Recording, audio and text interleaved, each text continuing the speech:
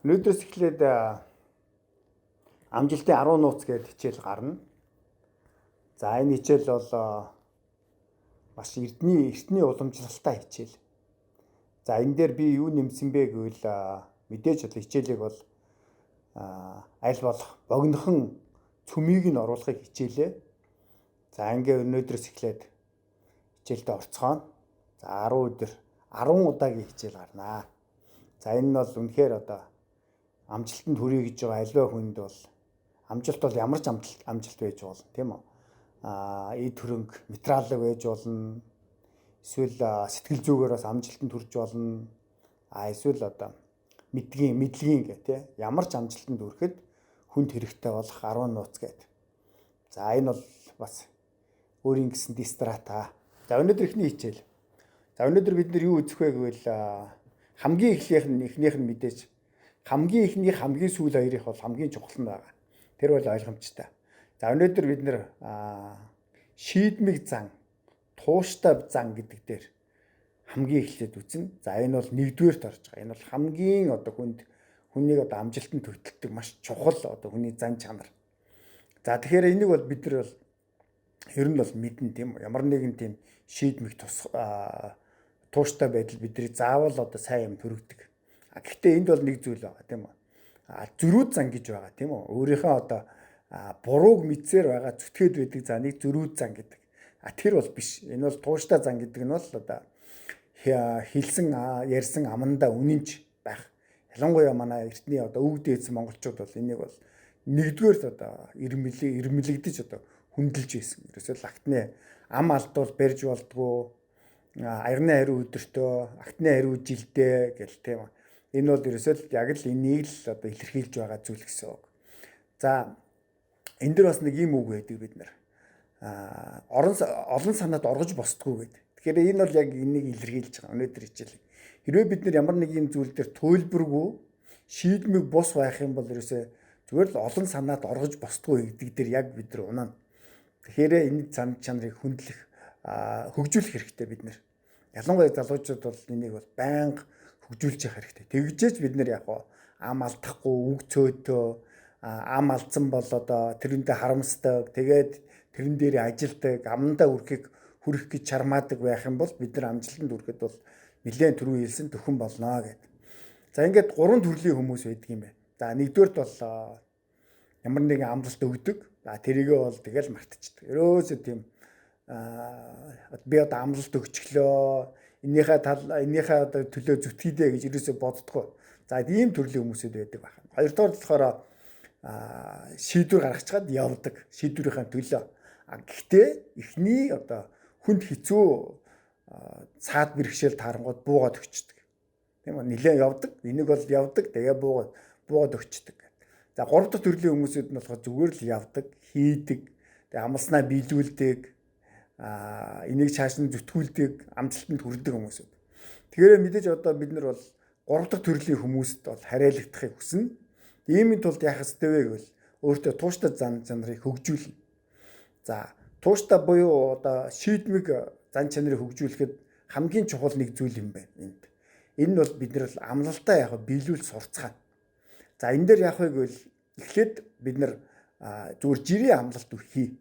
За би маргааш үгдгийн 7 цагт босноо гэдэг. Тэгээд нэгээс нь өөрийгөө хүмүүжүүлж эхлэх юм шүү дээ, тий. 7 цагтаа бос. Ямар ч тохиолдолд бос. Тэгээд 7:15 гээд эргээд унтна уу? Тэр чухал нь биш. Хамгийн чухал нь эхний үед л яг хэвээр бол 7 цагтаа бос. Тэгээд өөрийгөө үгдгийн шагнал. Шагна тийм үү? За хэвээр болж шүү. Энэ яагаад чухал вэ гэвэл та яг энэ үйл явцыг олон удаа хийж байх явцдаа танд рефлекс буюу дадал зуршил бий болно. Бяцхан дадал зуршил. Ямар дадал зуршил вэ гэвэл би өөрийнхөө амжилтанд өөрийнхөө амлалтанд би хүрч чадж байна гэдэг. Тэгээд дараа нь нөгөө амлалтаа нэлээд тийм чангаруулна. Байнга чангаруулна. Тэгээд хамгийн сүүлд нь зүгээр л үгдгийн нэлээд тийм өндөр амлалтыг биелүүл. Тэрнийхээ төлөө ингээд чармаа хичээ яв.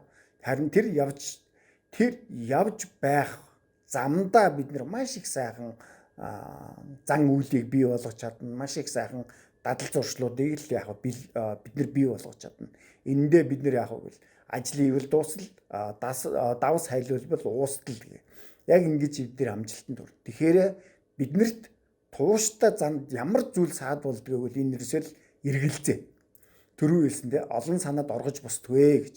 Энэ бол ерөөсөө л цэвэр эргэлзээг л яг биднэрт харуулж байгаа зүйл гэсэн.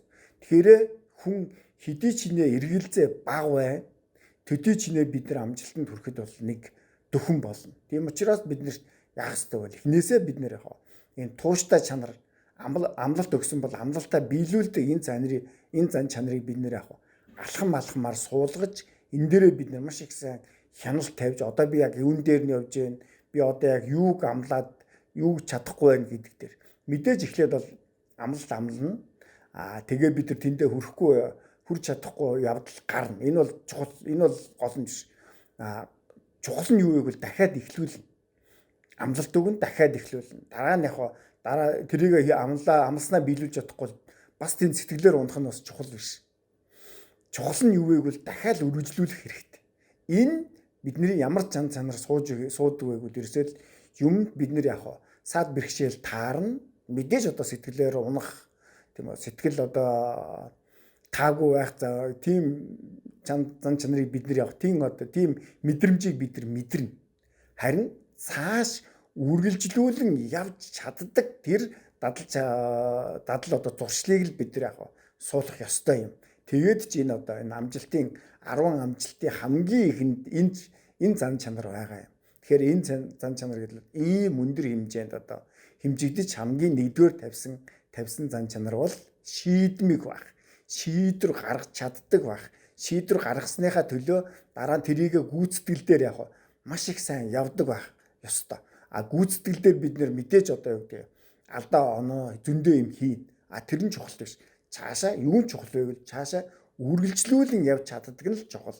Тийм учраас бид нар энэ тууштай байдал энэ маш их олон зан чанаруудын дээр тэргүүнд байгаа зүйлийг бид нар эзэмших хэрэгтэй.